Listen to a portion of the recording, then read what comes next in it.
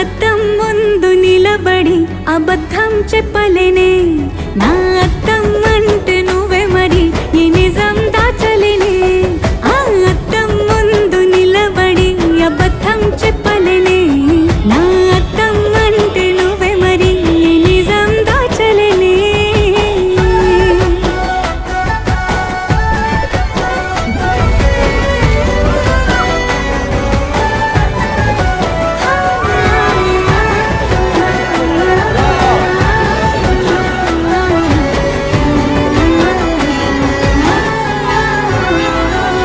నీకు నచ్చిన సంగీతం ఏంటి? నీ చెప్పుల సవ్వడి.